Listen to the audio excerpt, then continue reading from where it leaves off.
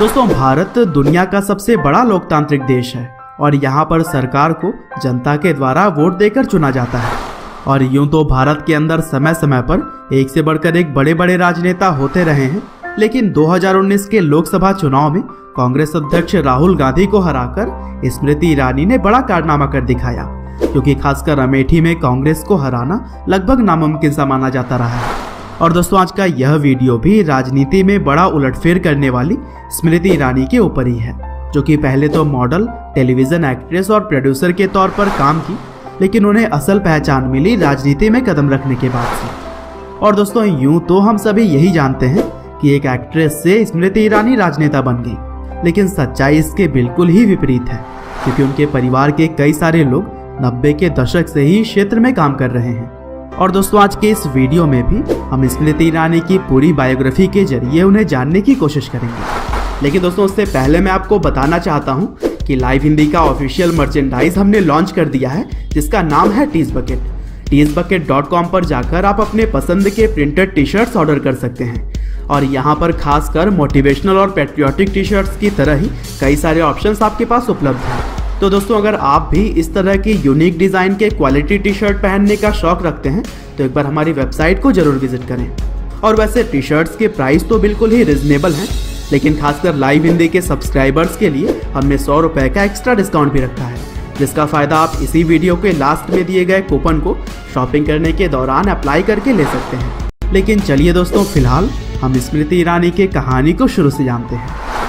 तो दोस्तों, इस कहानी की शुरुआत होती है 23 मार्च 1976 से, जब भारत की राजधानी दिल्ली में स्मृति ईरानी का जन्म हुआ।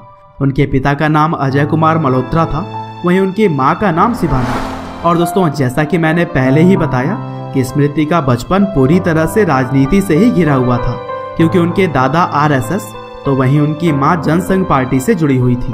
और अपने फैमिली मेंबर्स को ही देखते हुए स्मृति के अंदर भी राजनीति के गुण शुरू से ही दिखाई देने लगे थे। हालांकि स्मृति को बचपन से ही एक्टिंग का भी काफ़ी शौक था और वह बड़ी होकर एक एक्ट्रेस बनना चाहती थी। और दोस्तों, हॉली चाइल्ड ऑक्सिलियम स्कूल से स्मृति ने अपनी 12वीं तक की पढ़ाई की और फिर school of open learning university of Delhi से उन्होंने BCom में एडमिशन ले लिया। हालांकि उन्होंने उस समय पढ़ाई तो बीच में ही छोड़ दी थी, लेकिन 2014 के इलेक्शन के दौरान स्मृति ने बताया कि वह बैचलर ऑफ आर्ट्स की डिग्री रखती हैं और उनके क्वालिफिकेशन को लेकर लोकसभा इलेक्शन में भी कई सारे विवाद खड़े हुए थे। और दोस्तों, जब उन्होंने BCom की पढ़ाई बीच में ही छोड़ दी थी, तब एक एक्ट्रेस बनने का ख्वाब लेकर वह मुंबई शिफ्ट हो गई और यहाँ आकर उन्होंने सबसे पहले मॉडलिंग से शुरुआत की और फिर मिस इंडिया 1998 के ब्यूटी कॉन्टेस्ट में भी उन्होंने पार्टिसिपेट किया।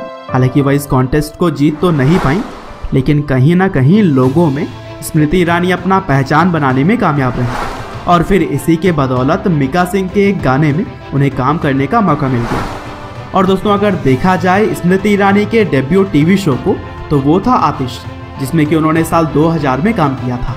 और फिर इसके बाद भी स्मृति ईरानी ने कविता, हम हैं कल, आज और कल की तरह ही कई सारे और भी टीवी शोज में काम किया, लेकिन उन्हें एक्टिंग के फील्ड में जिस शो के जरिए अलग पहचान मिली उसका नाम था क्योंकि सास भी कभी बहू थी। दरअसल यह शो 7 सालों के लंबे समय तक चला था और इस शो में स्मृति ईरानी लीड रोल निभा रही थी।